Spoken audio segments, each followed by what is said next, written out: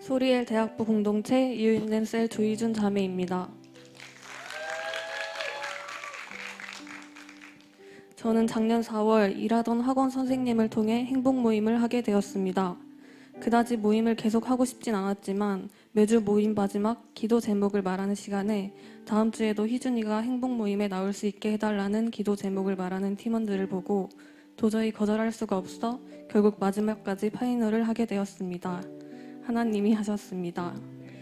그렇게 어찌저찌 정착은 잘했지만 양육 전 교회에 다닐 때는 공동체에 속해 있는 느낌을 느끼지 못했습니다. 열정적이고 헌신적인 신앙을 가지는 성도분들 사이에서 저는 마치 이방인 같았습니다.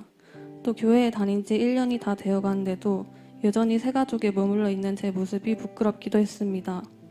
교회를 더 사모하는 마음을 갖게 해달라고 기도했지만 여전히 저의 신앙은 제자리였고 주 3회 이상 교회에 나오는 것이 부담으로 다가왔습니다.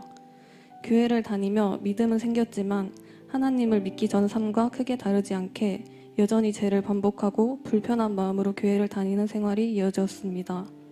부끄럽지만 이런 신앙생활을 할 바엔 믿음 없이 내 마음대로 살던 때가 더 편하고 좋았었다는 생각마저 들 때도 있었습니다. 그러던 도중 올해 2월 저희 셀 리더님께서 같이 양육을 받아보자고 권하셨습니다. 처음에는 거절했지만 계속되는 권유에 저는 그만 수락하고 말았습니다. 양육은 자리만 잘 지켜도 수료가 된다는 말에 큰 기대 없이 듣기 시작했습니다. 수료만 하자는 생각으로 들은 양육이었지만 말씀을 들으며 전에는 몰랐던 하나님에 대해 더 깊게 알게 되고 예수님을 믿는 사람으로서 어떻게 행동하고 살아야 할지 깨닫게 되었습니다. 특히 사모님께서 수레바퀴의 삶에 대해 말씀을 전해 주셨을 때 제 삶의 방향을 다시 한번 생각하게 되었고 이전 제 삶을 돌아보고 반성하는 계기가 되었습니다. 양육 전에는 해소되지 않던 궁금증들이 말씀을 통해 풀리며 더욱 믿음이 생겼습니다.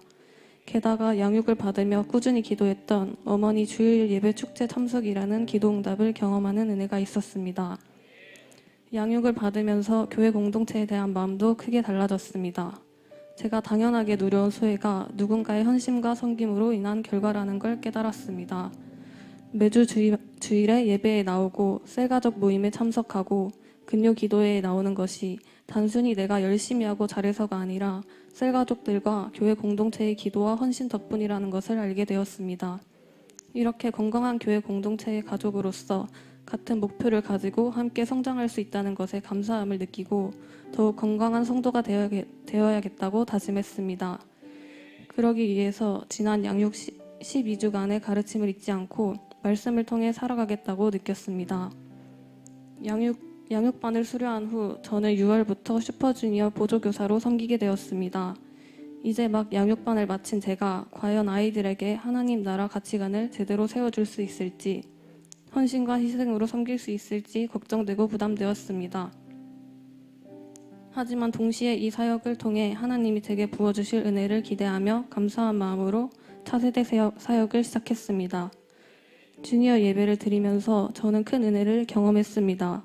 아이들이 진심으로 기쁘게 예배하고 눈물 흘리며 기도하는 모습을 보고 오히려 제가 많은 도전과 감동을 받았습니다.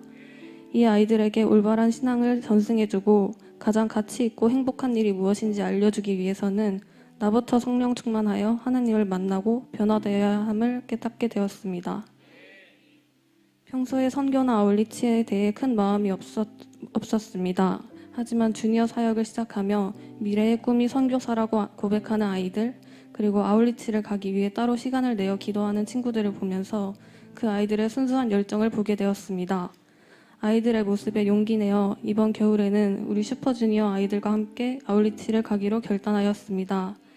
재정에 어려움이 있었지만 결단하고 기도하고 준비하니 부족했던 재정도 하나님께서 주변 손길을 통해 채워주심을 경험하게 되었습니다. 할렐루야, 하나님께서 하셨습니다.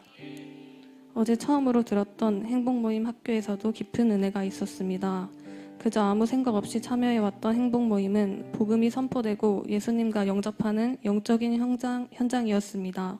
이런 영적 의미를 모르고 엄마와 친구들에게 복음을 선포하는 것이 아닌 단순히 한 번만 믿어보라고 설득하고 조르는 데 그쳤던 과거에 미숙했던 제 모습이 머릿속을 스쳐 지나갔습니다. 아직 내가 양육 훈련을 통해 배우고 성장할 것이 너무 많다는 걸 느꼈습니다. 곧 시작될 하반기 양육 훈련과 행복 모임을 통해 영혼을 구원하고 변화되고 성장할 제 모습을 기대하고 사모합니다.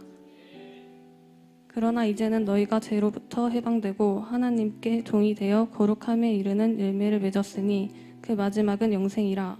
로마서 6장 22절 말씀. 아멘.